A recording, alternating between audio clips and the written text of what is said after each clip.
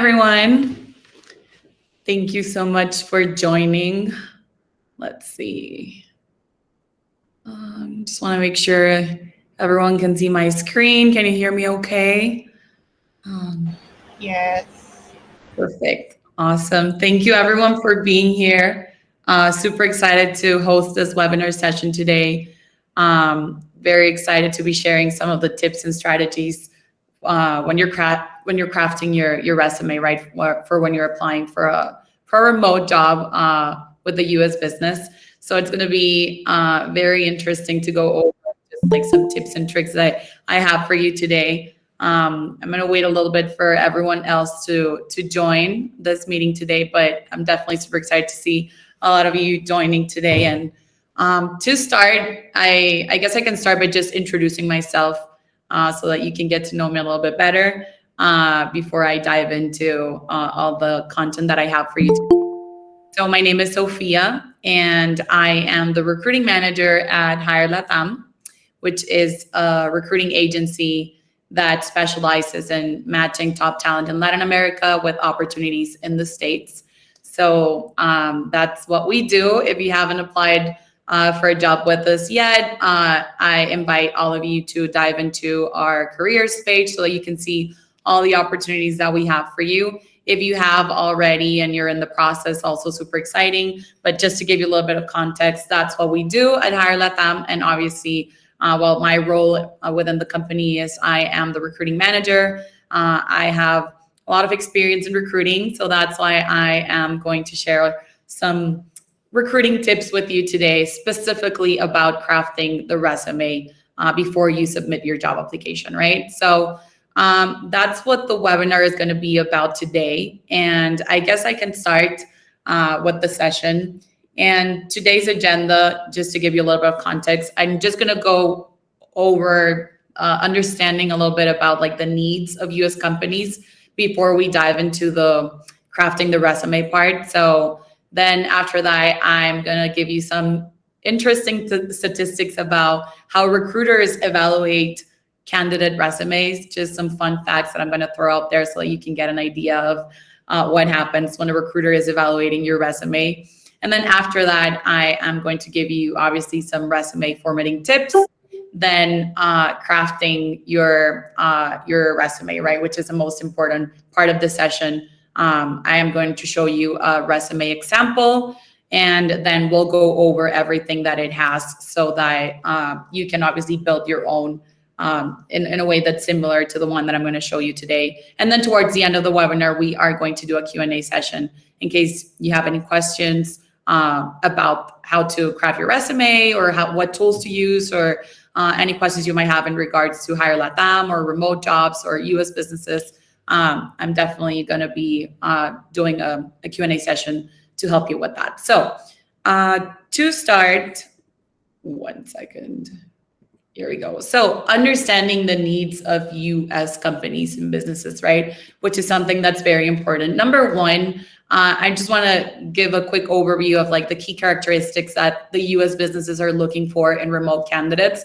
And the reason why I'm sharing this is because obviously this is what they want to see in your resume, right? So before I dive into the key characteristics, something that's very important is in Latin America. And I can speak for myself because I'm actually from Mexico. For those that do not know, I am from a place called Monterrey, Mexico. So it's up north in Mexico. I work remotely for Hire Latam. Hire Latam is a U.S. business. So I do have experience in that field, right? Now, when applying to a job, and a common mistake that we do as Latin Americans is we submit the same resume to every single job application that's out there, right? So we submit our resume the same way, and we do not tailor the resume to the position that we are applying for. So when the U.S. Hiring managers or recruiters in the States are evaluating the resumes, there is a miscommunication there because they are not seeing in the resume what they want to see in relationship to the position that you are applying for, right? So I guess some of the key characteristics that I want to mention today is they want to see adaptability, someone that is able to thrive in a dynamic work environment, obviously, because in this scenario is you're working remotely, you're not in an office space, so you need to have adaptability, right? Be able to adapt to that specific work environment. Autonomy is something that's definitely super important since you're working on your own, not without a team because you are working remotely with a team, but you have to have that capacity to work independently and take initiative, right? Without having someone to be supervising you at the office, right? And next would be reliability. Someone that's reliable is something that's very important. They look for candidates that have consistent performance and have accountability in meeting all their goals and their deadlines, KPIs. That's something that they look for in candidates, right? Someone that is reliable. And then in the end, something that's obviously super important is being tech savvy, right? Obviously, when working remotely, just knowing the digital tools that you are going to be utilizing on a daily basis, right, is something that's very important, that you are proficient in tools like Google Meet, Zoom, Slack, Dialpad for when you're on the phone, Airtable, Notion. There's an infinity amount of tools, of digital tools that you are going to be using when working remotely. So it's very important that the US companies are able to see that in your resume, right, that you are tech savvy. So on my next slide, the importance of communication, time management, self-motivation. They're looking for candidates that are able to communicate, right? Something very important is, since you are not at the same office space, you need to be available, right? Either it's on Slack or in Teams or any other digital tool you use for communication, WhatsApp, business. You need to have clear communication with the team that you're going to be working with. Time management, super important, that you're able to prioritize your time and be efficient with your tasks and how you organize your day. And then last but not least, self-motivation, someone that has that initiative and that motivates themselves without having to have someone letting them know what they should be doing, right? So yeah, I guess that's the other part. And then the last one would be being a cultural fit and alignment with the company values. So obviously, it makes sense. Even in Latin America and the different countries, we have different like cultural values and different cultures within the company, right? So imagine in the US ambiance, right, or in the US, it's sort of different, the culture that they have to the culture that we have in Latin America. So very important that we familiarize with the culture that they have in their businesses. So that when we are applying for a job, we find that cultural fit, right? Shared values, the same, the company values that they have. Obviously, make sure that you apply to companies that you share that same values that they have. And then obviously a candidate that embraces diversity and inclusion, because you will be working with either other remote workers from Latin America or from other countries or from all over the world, that you embrace that diversity and different backgrounds, right? And yeah, I guess that's the introduction, obviously, before we start diving into the resume, just to understand like what is it that they're looking for when they are reviewing your job application, right? So interesting facts, and I personally found them really interesting. I've been in recruiting for a while now, and I've screened 1,000 resumes, if not more. I think even more. And I've been in the industry for quite a while now, and I was diving into doing some research on the current statistics of resumes, right? And I found some interesting insights that I want to share with you before we start with crafting the resume part. So number one is, according to a range of surveys and studies using eye tracking devices, recruiters spend an average of 7 to 9 seconds reviewing a resume. So this is, imagine 7 seconds, right? And this doesn't mean that it takes them 7 seconds to fully screen the resume, obviously. It just means that they open up a resume, and if in 7 to 9 seconds something did not catch their attention, they're probably going to pass on that resume, right? So it's very important that obviously the first impression that they get with your resume is a good one, right? So that they can keep on evaluating your resume and not only spend 7 to 9 seconds on it. So obviously the next one would be and this one is actually pretty interesting as well, is resumes with typos or bad grammar immediately get rejected. 77% of the hiring managers reject them. And this is something that's crucial. Obviously, when applying for a job opportunity, hiring managers are expecting that you show professionalism and attention to detail. So if you are crafting your resume, it is very important that you pay attention to detail, that if you have to reread it 100 times to make sure that you're not missing anything, do so.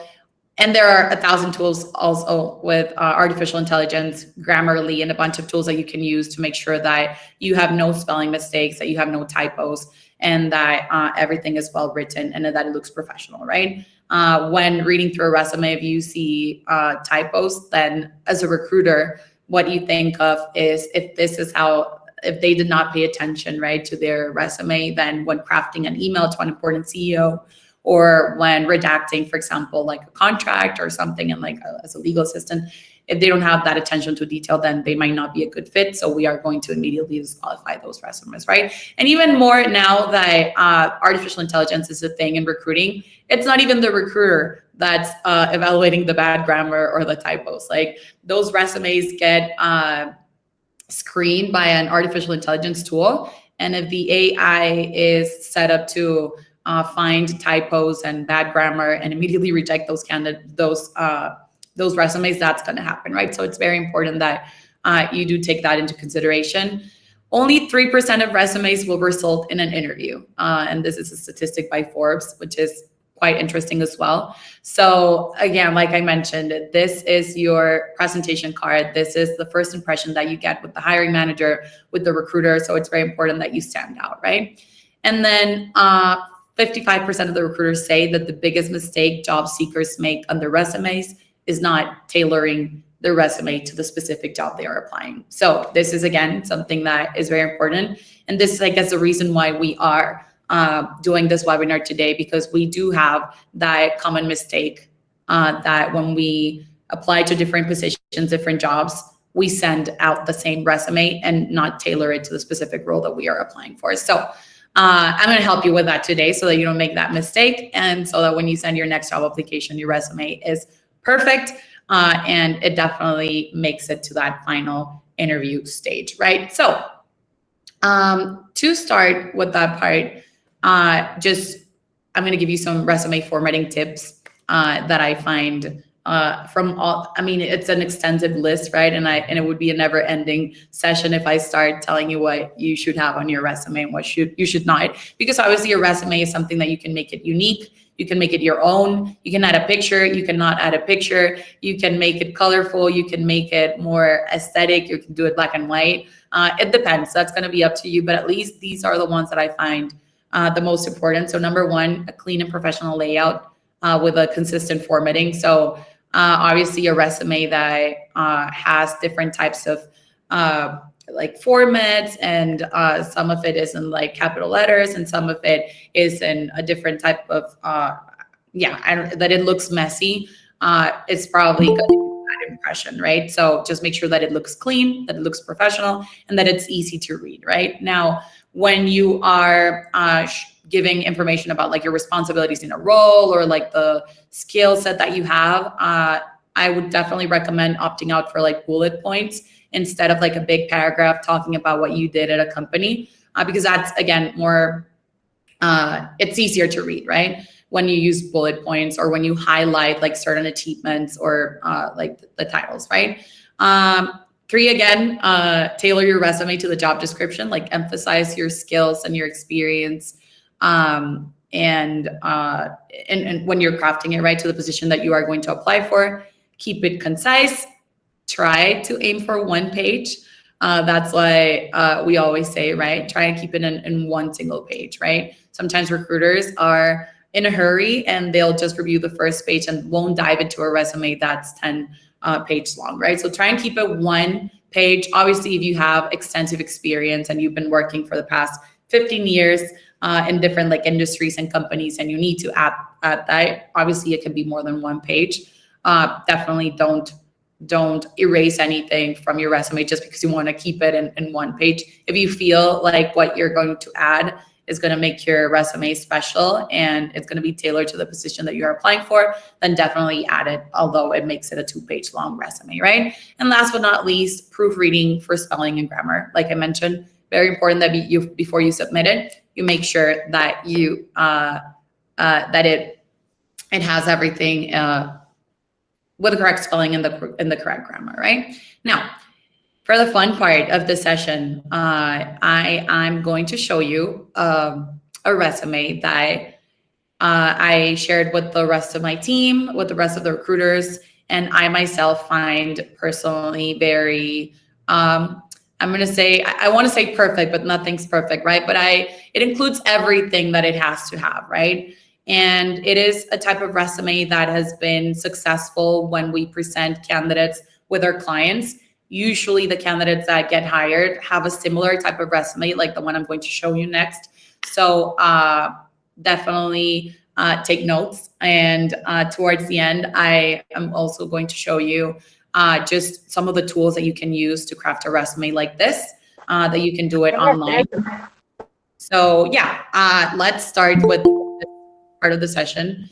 And like I mentioned earlier in this webinar, your resume is your first impression on potential employers. So the difference with going to an office and going to an interview in person, right? You are there to have a conversation with the recruiter or with the hiring manager. And in this case, since you're applying for a remote job, your resume is what you got to present yourself, right? Obviously, in addition to the voice recording you submit and a bunch of tests and other personality assessments, right? But your resume is obviously what talks about you, your experience, and obviously crafting a standout resume is essential to grab the attention of the recruiters and be able to land that interview, right? So this is the example, and I hope you can see it clearly. I'm going to go into each section specifically, but this is what a resume should look like. As you can see, one-page resume, pretty clear, the name of the candidate, the summary, skills, achievements, the professional experience. It has the same formatting. It doesn't look messy. It doesn't have any spelling mistakes. It looks a little bit small. Yes, I'm going to dive into in the next slide. You'll be able to see it clearly. So this is just like a screenshot of how it should look, so you guys can get an idea of what it should look like. But going into the next slide, let's start with the key components. And number one would be the contact information part. So as you can see in this part of the resume, super important that you have your first and last name, so that the recruiters know who they are going to reach out to, right? So there's no need for you to include, like, I know in Latin America it's very common that you have like your first and second name and first last name and then the second last name. So as long as you have your first and last name, that works. Now, I always like recommending you add a professional work title. And this is something that's a bit confusing sometimes, because some candidates get confused as to, but what if I'm not currently working and I don't have like a job title? Or what if this is not my current job and I'm unemployed, and like, what should I put in there? The last one that I had, or like the recent one? Or this is a professional work title that you can craft based on the experience that you've had in the past, right? So you can summarize all the experience that you've had into like one sentence or two sentences, or craft something like marketing professional, customer service expert, anything that relates to the experience that you have. So for example, in this case, Gabriela, she is a customer success and operations expert, because she's had experience in customer service, customer success, and operations throughout her work experience, right? So that's why we selected this professional work title for her. Delivering excellence with efficiency, that's something that just adds a little touch of special, so that it makes it more attractive than just saying, I'm a marketing professional, right? Now, updated contact information, super important that you make sure that the phone number that you include and that the email that you include is the updated one, right? You don't want to submit a resume with your old phone number or with your old email, or you don't want the recruiter calling your ex-boyfriend because it was the phone that you had at that time. Like, you want to make sure that that phone number that you're including there and that phone and that email is one that you are going to be able to track, right? And answer the phone or the email, right? LinkedIn profile, if you have one, that in today's world 2024, it is crucial that you have a LinkedIn profile.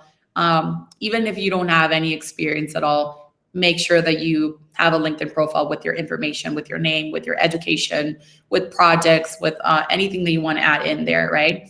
But it's very important. And then your location is something that is very important to add as well. I recommend adding your city, your country, and then funny to add Latin America. For us, it's a bit obvious, right, that Mexico is part of Latin America, but you never know who's going to be reading the resume if it's someone in the US that might not be familiar with where is Monterrey and where is Mexico. So if they're looking to hire someone in Latin America, this can help, right? So that's what you should include in the contact information. And in the next part of the resume, I always like adding a professional summary, right? And this professional summary, it is very important that it's clear, that you don't add like a super long paragraph of everything that you've done. It's just something, you keep it short, you keep it very straightforward in regards to the experience that you've had in the past. And also make sure that you tailor this professional summary to the role that you're applying for. So as you can see here in Gabriela's professional summary, she's talking about how she's a customer success and operations expert, that she has a solid background in diverse US industries, and that she has a proven track record in remote work. And also here that she is eager to leverage her skills in remote customer success role with a US company. So when a recruiter is reading that, they immediately know that Gabriela has worked remotely before, that she has worked with US businesses before, and that she is interested in a customer success role with a US company. That by itself, the recruiter knows that this might be a qualified candidate for this position without having to dive into the experience, without having to dive into what companies they work for. Just by reading this professional summary, this resume might go from the applied stage to the recruiter screen stage, right? And move forward in the process. So very important that you make it clear, short, concise, experience, your aspirations, your proposition, and then obviously tailor this specific paragraph to the role that you are applying for. Now, next part would be the skills, right? And skills is something, like I mentioned, something very important that you add in your resume. And it's not only talking about like your technical skills, but also about the soft skills. So you can add anything that in terms of soft skills, anything you want to add, like for example, great communicator, public speaking, super organized, proactive, anything you want to add like about your personality and your how you work. And then super important that you add the technical skills, right? So for example, in this particular case, Gabriela is adding that she's good at technical support, that she is good at CRM software, at data analysis, that she is proficient with Microsoft Suite, with Slack, with Teams, with Zoom, Google Meet, StylePad, Airtable, Notion, which if for the position that she's applying for, a customer service position, the client is requesting someone to be proficient with Dialpad, because that's the phone system that they're going to be using online, then that's makes Gabriela a qualified candidate for this opportunity, right? So very important, again, that you tailor the skills to the position that you're applying for. Imagine you are a graphic designer, right? If you're a graphic designer, then obviously the recruiter wouldn't expect to see maybe like Dialpad or CRM software, but they'd expect to see maybe tools like the Adobe Suite and Canva and other like graphic design tools. Or for example, if you're a civil engineer, you'd expect there to see AutoCAD. If you're a developer, you'd expect there to see all the languages that you are proficient at, like Django, Java, and also tools like that you use in the developer space, right? But again, tailor the skills depending on the position that you're applying for. This example is tailored to a customer service example, right? Now, the next slide would be work experience. And here I'm just going to show you like one example of the work experience that Gabriela had in the past. But then again, you add not only one, but all the experience that you've had. So super important that you add the name of the company. That is high tech. In this case, is a fake company. And then I always recommend adding, and this is super helpful for the recruiters, the type of company or the industry or anything that you can add. For example, high tech here is a tech SaaS company. This is super helpful for us to understand like what type of industry or what type of company you were working at, to give a little bit of context to the responsibilities that you're about to share in here, right? Obviously, super important, the job title you had when working for that opportunity. In this case, Gabby was a customer success manager at High Tech, which is a tech SaaS company, right? Now, as a recruiter, I understand what was her role. Super important that you add the dates of employment. This is something that a lot of recruiters take into consideration when screening your resume. If you do not add the date, sometimes you get immediately disqualified. Why? Because it talks a lot about, I guess if you see a candidate that lasted only 1 month, right, in a job, then it might not be the same as a candidate that lasted 3 years in the last job that he had or she had, right? So make sure that you include the dates of employment. And then the location, something that's very important. So in this case, it was a remote opportunity for a US business. And this is something that is not common that you add on the work experience, but US businesses want to see this. They want to see if it was a remote job, if it was a job that you had in your city, if it was abroad, if it was anywhere, but they want to see if that was like a remote opportunity or if you were working in person, right? And then obviously something that's very important is the summary of the responsibilities that you had in that job, but that are tailored to the role that you're applying for, right? So I'm pretty sure Gabby had a ton more responsibilities as a customer success manager in that position, but she decided to only include the ones that are relevant to the position that she is applying for. So she knows that when the recruiter is reading all of these responsibilities and they compare it to the job description that they have, those responsibilities are going to match, right? And those responsibilities are going to have a relationship. So yeah, very important that the responsibilities that you decide to include are responsibilities that are tailored or responsibilities that you saw maybe in the job description before you applied. Very important that you add them. And again, here the bullet points make it super easy for the recruiters and hiring managers to screen the responsibilities instead of having to read a paragraph about everything that you did in that company, right? So again, this is just about the work experience. On the next slide, we have strengths. And I think adding the strengths, and again, this can be something that you can add or not add. It's not mandatory, right? But if you take my advice, I would definitely say add some strengths in your profile. And I would definitely recommend those strengths not being basic or average, like I am organized and I am super creative and I am fun and I am a team player. Try and make it more interesting, right? Stand out. Think about all the other candidates that are applying for that same position that are going to submit a resume saying creative, proactive, organized, fun, funny. Try and add something else. Try and add value, right? So in this example, Gabby added remote team management, self-starter, strategic problem solver, and all of these strengths that she added showcase what makes her an ideal candidate for remote work, for the position that she's applying for. They show that she has strong communication skills, that she has adaptability, that she's has self-motivation, that she's proficient with remote collaboration tools, which is at the beginning what I mentioned. This is what they want to see in your resume, right? So they want to see that you're tech savvy, that you're a problem solver, that you are a self-starter. And she decided to include this in her strengths so that she has a higher chance of moving forward through the process, right? So those are the strengths that she included. Next part would be achievements, which is different. Achievements, I would 100% recommend you add them in there.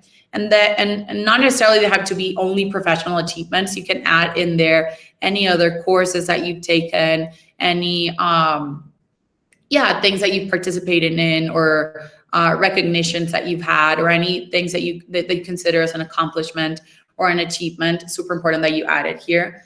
Just make it quantifiable also so that they can get an idea of like what you accomplished, right? So in here, for example, Gabby decided to add onboarding process, and she reduced time to value by 30%. And that like sort of making quantifiable makes it a bit more interesting, right? Successful product feature launch, training program development. Again, all of this is tailored to a customer service role. But again, I'm going to use a graphic designer as an example, or maybe like a video ad specialist.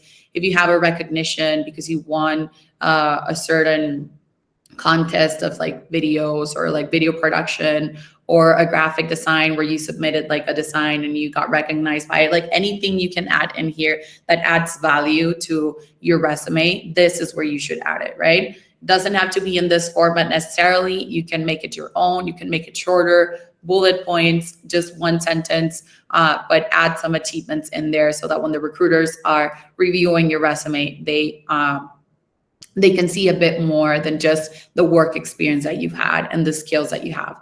They can learn a little bit more about yourself, learn a little bit more about what you've been doing in the past. Next, and we're almost done, education, something that definitely very important that you add in here. So in this case, Gabby has a bachelor's degree in business administration. She added the university, and then she added the dates, right, that she was studying at that university, right? And this doesn't necessarily mean that, oh, but I don't have a bachelor's and I only graduated from high school. Is this gonna make my application like less attractive compared to others that might have like an MBA? So I rather not add it so that they don't know that I don't have an MBA. It's better to add whatever education you've had, even if it's even if you don't have an MBA, or even if you don't have like a bachelor's degree. It's important that you add in there whatever education you've got in the past, right? And something that I forgot to mention about the work experience, and let me go back real quick. Sometimes we get questions about candidates that just graduated and they do not have any work experience at all. And they wonder what they should add in that section, right? If you do not have work experience, and this is the first time that you are applying for a job, it's very important that when you include your professional summary, you include that in your summary. You include that you recently graduated from a marketing degree and that you are looking for an opportunity in the marketing field, specifically in graphic design, and mention any projects that you were part of, anything that you did in high school or in university, anything that's helpful so that it makes your resume more complete. Cover letter, just make sure that you add that on your achievements, on your skills, on your professional summary. And it don't leave that professional experience blank, not included, but make sure that somewhere in your resume you mention that you recently graduated and this is going to be your first work experience, right? Same if you're looking for an internship or anything similar. It's very important that you mention that in your resume, right? But well, going back to the last part would be language and proficiency. And this is something that's very important and that we don't see often in our resumes.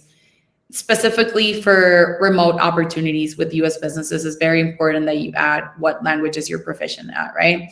Either your first, here in this case, Spanish is Gabby's native language, but it can be any other language, right? Portuguese for those in Brazil, or any other like first language that you have, or even like some Latin American countries, their first language is English, so that can be your native language. But it's very important that you do add the languages that you are proficient at. So in this case, it's Spanish, and obviously English is added in there. And it's very important that you're very transparent with the proficiency level that you have in that language, right? Because let's say you decided to include French and you say that you are an expert, right? But that's because you just wanted to seem cool and you wanted to stand out. And then imagine the recruiter goes into your resume and they find that you speak French, expert level, and the client is looking for someone that that knows how to speak Spanish, English, and French, because all the conversations that he has with this with his clients in France. He wants this customer service rep to deal with them, right? So you go through all the process, and then you start your first day at work, and then they hand out the client lead list, and you have to call the clients in French, and you do not know how to speak French, right? So imagine how that's going to look on your end. So make sure that you are very transparent with the proficiency. Same with the English level.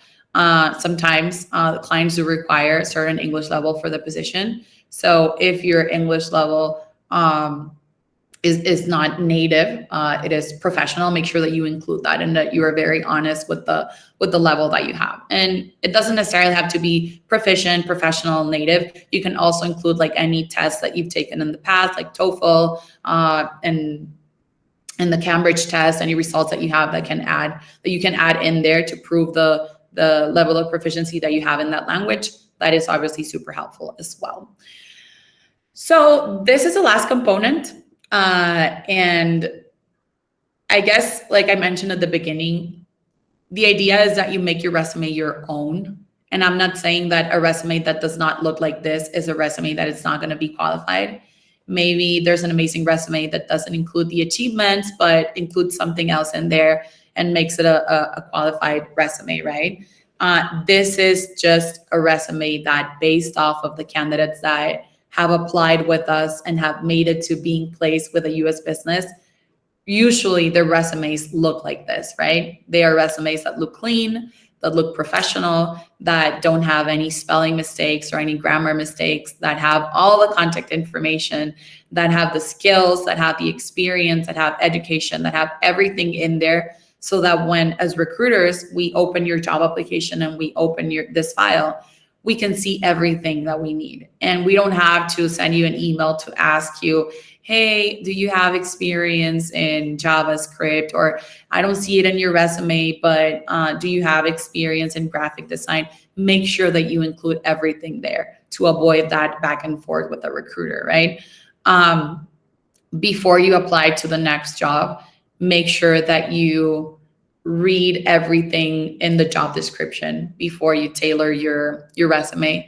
Read everything that's in there, everything that they're looking for, and try to build that resume based off of your experience and tailor to that position that you are applying for. That's something that's going to be super helpful. And submit, again, like I mentioned, I know it might sound like a bit of legwork, having to edit your resume like all the time to be able to submit it to like different positions. But this is something that, believe me, it's going to make a difference. The more tailored it is to the position that you are applying for, the higher the chances that your resume is going to make it to the next stage, right? And it's not going to get immediately disqualified. So yeah, this is what it should look like. Again, you can use different colors. You can add your picture. Sometimes they ask, like, should I include my picture? Should I not? This is something that it's going to be up to you. If you ask me if a creative marketing director submits their resume, it's probably not going to look like this, or a graphic designer submits their resume. It's probably going to look a bit more creative and colorful, and it's going to have their portfolio and examples of their work and links and stuff. So again, it depends on your profile and the position that you're applying for. But the idea is that it looks clean, that it looks obviously very professional, and that you have everything in there, right? That nothing is missing. But yeah, so this is the result. This is what it should look like. And on the next slide, I just want to share a couple of different tools that you can use that are for free to create this resume. This one personally, I created it with Canva. So canva.com offers a wide range of CVs, resumes that you can choose a template and build your resume in there so that it looks nice. Then resume.com, you can use that platform as well. It's super user-friendly. It's a bit different from Canva, because Canva you can use to create basically anything, presentations and videos and other creatives. Resume is specific for resume building. And then Google Docs as well, as basic as it sounds.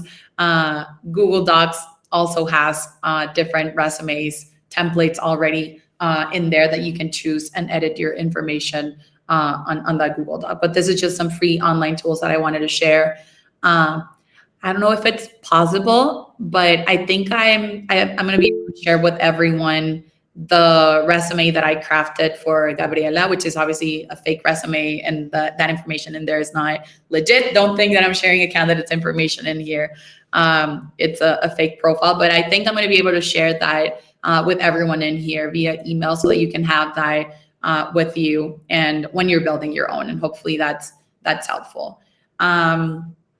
I'm going to answer all of the questions in a second. I see some of you already have some questions, but yeah, so this is just some tools that you can use to build your resume. And again, I'm going to share the one that I presented today so that you have access to that when building your own. So conclusion, before we dive into the Q&A session, obviously a standout resume is your ticket to securing interviews and advancing to the next stage, right? If you invest time and effort into crafting a resume that highlights your unique qualifications, the experience that you have, your achievements, and you tailor it to the specific role that you are applying for, believe me when I say this, and again, as a recruiter and a recruiting manager now, I've screened 1,000 resumes and I've seen everything. It does make a difference when we can see as recruiters that you actually made an effort and that you invested time in building that resume, right? So that's basically what I had for you today. Again, this was just a summary. If I dive more into detail, it would take us forever. This webinar would last a while, but we will have more webinars like this to go over other specific matters in terms of when applying for a remote job, because it's not only the resume, of course. A lot of things matter. Although you have a perfect resume, if you did not follow instructions, or if you did not submit a voice recording, or if you answered no to a critical knockout question or a mandatory requirement, you're probably not going to move to the next stage, although your resume looks as beautiful and as perfect as the one that I presented, right? So we will have more webinars to go over other details about your job application, but this specific one was about crafting the perfect resume, right? So next slide is the Q&A session. And I think there were some questions when I was, let me see if I can read them. 1 second. Talking about being tech savvy. I don't know if my boss is here, but I'm going to figure this out in a second. Here they are. So I'm going to start with the earliest question, and then I'll answer the ones that I'm seeing here. What advice can you give when we are requested to submit a video about us? What should we do or say? Super interesting question. And although this is not related to the to the resume, is something that, like I mentioned, is very important. When submitting a video about yourself, think about this video. Do not walk us through your resume, right? As recruiters, we already have your resume with us. We have your experience. We have the companies that you've worked for, worked in the past. We have your skills, your name, where you're from. Try and make this video super unique. Present yourself, say where you're from, talk about your goals, talk about your aspirations, talk about what you want to do, talk about share a little bit more about yourself, so that when we are reviewing this video, we get to understand a bit more about who is Jaime, and not only what Jaime has done in the past professionally, but the more you can give us on your personality, on your conversational skills, the better, right? And make sure that you don't read. That's something that's crucial when you are recording your video, that you're not reading on a different screen, that you prepare yourself and that you are natural when having that conversation. That's something that that's going to be super helpful. Next one is, what can I do when I have a job that matches the job search criteria, but the name of the roles are different? So although the names of the roles are different, this is why the responsibilities part is very important, because that's where you're going to add what you were doing. So let's say the position that you are applying for is looking for a I don't know, a virtual assistant, right? And the role that you had was not as a virtual assistant, you were working as an operations coordinator, right? Make sure that you keep the operations coordinator part as a job title in your work experience. But when you're including all the responsibilities, make sure that you add in there that as an operations coordinator, part of your responsibilities was to act as a virtual assistant or as an executive assistant to the hiring manager or to the sales manager or to the CEO of the company. So it doesn't matter if the job titles don't match, as long as you include somewhere in your resume that you had that virtual experience that you were looking for, or that executive admin experience, right? Now, let me go back.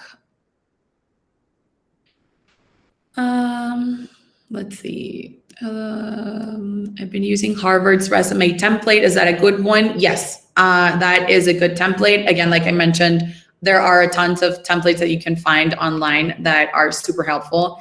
This is just our recommendation as Hire Latam, but you can make your resume your own. And if you can dive into other resume templates that are out there, and you can craft your own based off all the different recommendations, that's also something that's valid, right? Now, another question: if I don't have experience working for the US, but I think I'm suitable, how can I still get an interview? So this is a question that is very important.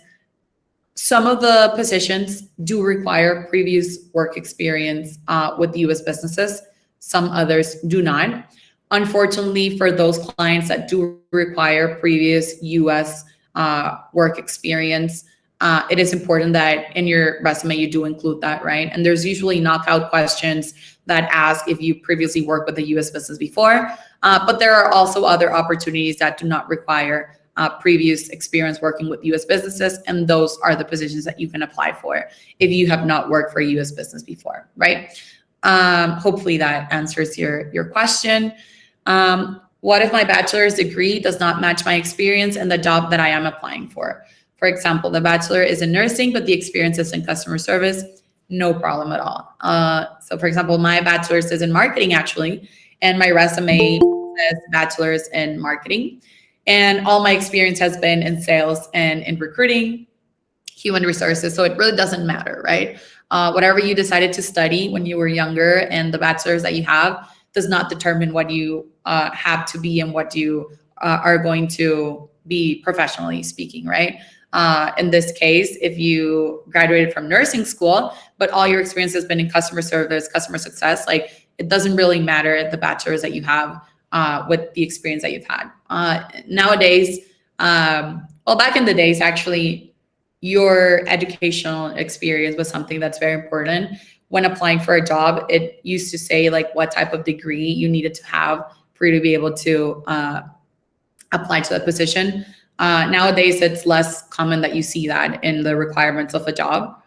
What's more important for the hiring managers, recruiters, and for the business owners is that you have experience, right? So yes, you can definitely add your work experience and add your resume in there, your education in there. Another question: is there any free platforms that can help us with the design of the resume templates? Yes. So like the ones that I mentioned earlier, we have Canva, we have here, Canva, resume.com, Google Docs, and there's a bunch of other platforms that you can use that are for free. Personally, I recommend using resume.com and Canva. Those are the ones that have like a lot of templates and that are really nice and are like super user friendly for you to just like dive into the template and start filling in your information. But yeah, there's tons of tools that you can use. So you can not only these, the ones that I just mentioned, but you can find others online that can be super helpful as well. Now, in terms of language for those in the Caribbean, should we write our resume in the American English or it doesn't matter? That's a super interesting question that I don't think I've ever thought about it before. And fun fact, I don't know if it's that different, but I personally recommend if you can do it in the American English, you can do it in the American English. But if it's very similar, I don't think there's an issue, but try and make it as professional as possible. And just think about like the recruiter that's going to be reviewing the resume. The easier that you can make it for her or him to review your resume, the better. But hopefully, again, that answers your question. I'm going to take a sip of water because I feel like I've been talking forever. And I know that we have 5 minutes left of this webinar. But okay, so this is a good question. If I am applying for a job but I'm currently employed, should the time frame say the start date to the present or just the start to the current year? So make sure that you include there, and this is a great question actually, that you include in there that you are to present date. Make sure that you don't use the year, because that might mislead into us thinking that you are not longer working there. So if you do the start year to present time, then we know that that is your current job. So that is actually a great question, and I'll make sure that I include that in my next webinar session. About the picture, do you recommend not adding a portrait photo in our resume? This is something that it's a controversy out there is into like if you should add a picture or not.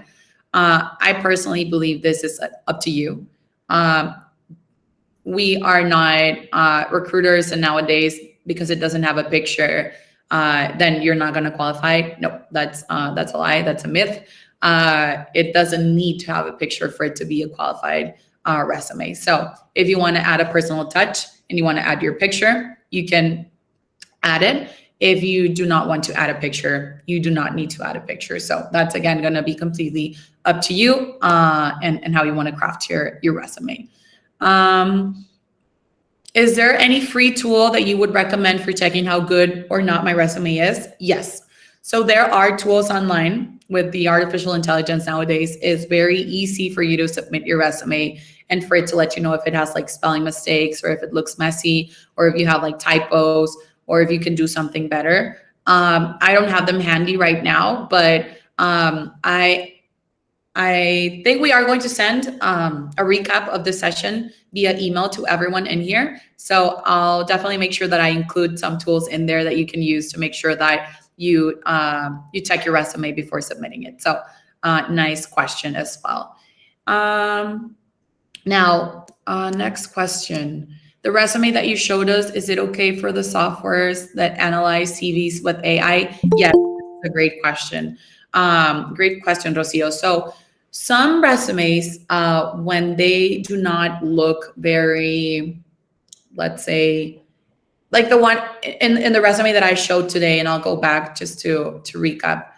As you can see, it's very clear, the name, the phone number, the email, the LinkedIn, all the information here is very clear. So if the resume goes through an AI software, this is a template that they will be able to detect what the name is, the phone number, the email, and they're able to see everything clearly. Sometimes if you go into a very creative resume or you do not do it like text-based and you include like pictures, when those resumes, and just to give a little bit of context, get screened by an AI tool, sometimes the AI tool does not get the skills, does not get the name, does not get the phone number or the email, and the application is going to be incomplete. So, yes, in regards to your question, this is a resume that is AI friendly, and the ones that I shared, like resume.com, canva.com, Google Docs, like those are platforms that offer resumes that are going to be AI friendly as well. So definitely recommend you using one of those tools when you build your own, right? What are the top 5 things that would prevent a candidate from being hired by HireLatam? Great question. So top 5. Number 1, an incomplete job application. Something that's very important, that whenever you are submitting your job application, you include everything that needs to be there. If it is a speed test, internet speed test, a voice recording, a video recording, your resume, knockout questions, just make sure that you include everything in there. That would be number 1. Number 2, applying for a position that you do not qualify for. That's something that can get you disqualified as well. When we are reviewing the application, we need to make sure that the position that you are applying for is a position that you are a good fit for.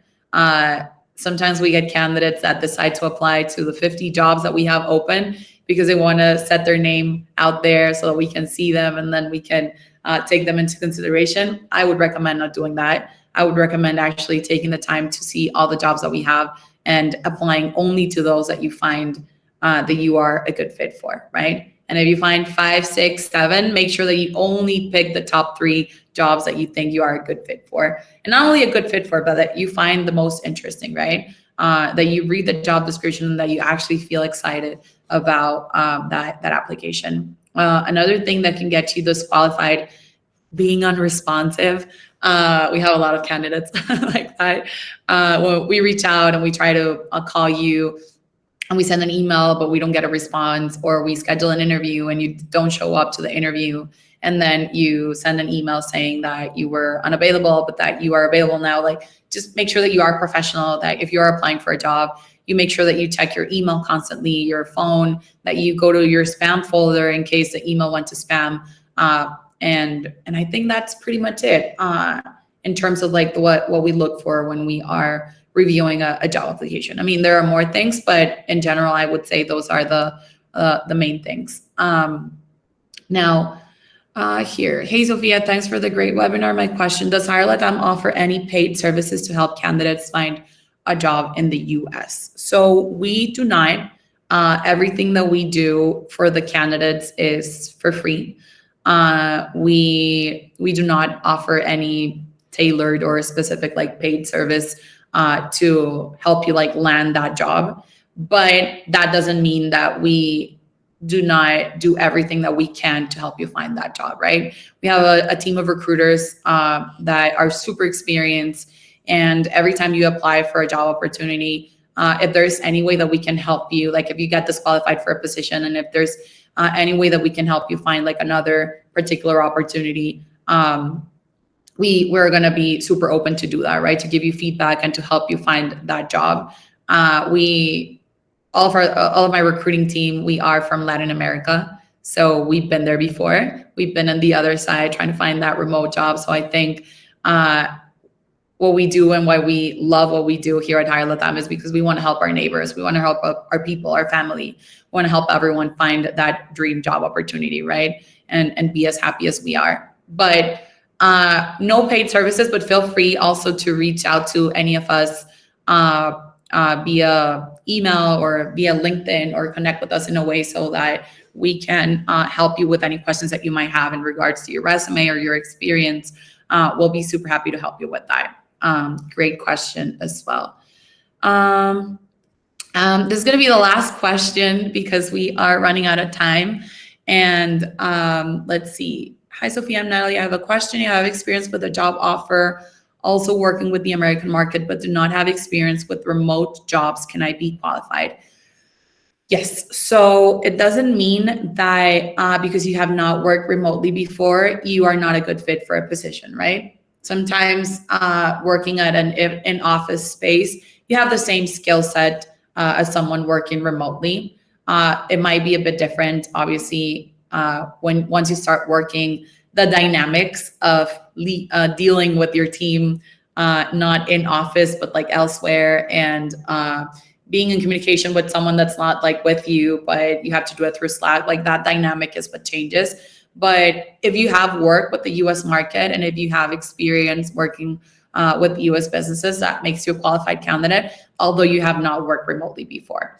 But yeah, that's a great question as well, Natalie. I'm pretty sure that there's more questions. And again, like I mentioned, feel free to reach out to us if you have any other questions. We are constantly posting stuff on LinkedIn, on Facebook, on our socials, on TikTok as well, on Instagram. So anything that you want to know or any questions that you might have, feel free to reach out to us, and we'll be super happy to help you. Now, to just recap, obviously, make sure that when you're crafting your resume, take into consideration the tips that I gave you today so that you craft a standout resume. And this is going to be a game changer for the next time that you send your job application. And in regards to applying for remote jobs, hopefully you dive into our careers page and you find an opportunity that is a good match for you at Hire Latam.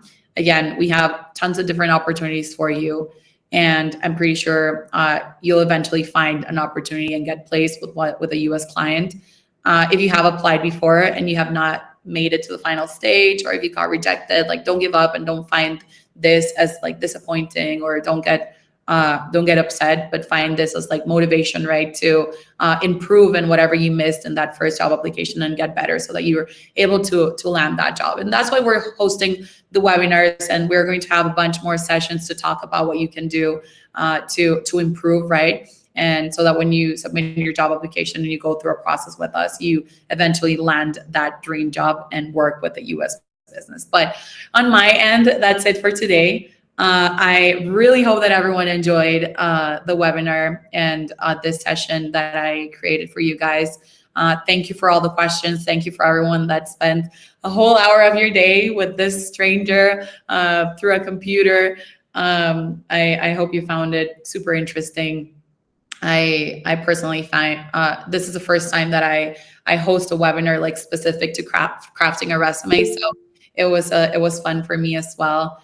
And yeah, I really appreciate everyone that joined. Gracias a todos los que se unieron al webinar de hoy. Para los que hablan español, I know that there's some people from the Caribbean and Jamaica in here, but también sé que hay muchos de Latinoamérica que se unieron a este webinar. Súper contenta de ver a tantas personas unirse, no me lo esperaba. Espero que haya sido de su agrado y que hayan aprendido bastante.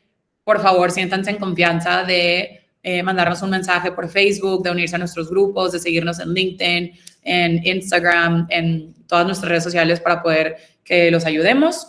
A veces, la verdad es que mi LinkedIn sí se me satura un poquito como de mensajes de candidatos y es un poquito más tardado como contestarles. Entonces sí les recomendaría que se dirijan a nuestra página oficial de Hire Latam, a nuestra página en LinkedIn de Hire Latam, a nuestro Facebook de Hire Latam, porque de esa forma va a ser más fácil que nuestro equipo de marketing, nuestro equipo de community manager y nuestro equipo de recruiters se pongan en contacto con ustedes para cualquier duda que tengan de su currículum, de su audio, de si aplicaron y por qué no calificaron, algún feedback que quieran. Todo eso también lo pueden hacer. Pero sí, en LinkedIn aparecemos como Hire Latam y en casi todos nuestros socials, como dice Mónica, estamos como Hire Latam. Entonces, bueno, muchas gracias a todos. Espero que hayan disfrutado esta sesión. Les vamos a mandar un correo con toda la información que les podamos compartir de esta sesión, un resumen, obviamente, y el currículum, así como otras plataformas y otras herramientas que pueden utilizar en línea para poder que tengan su currículum listo. Pero por mi parte, eso es todo el día de hoy. Muchas gracias y estamos en contacto para cualquier cosa. Gracias a todos por unirse.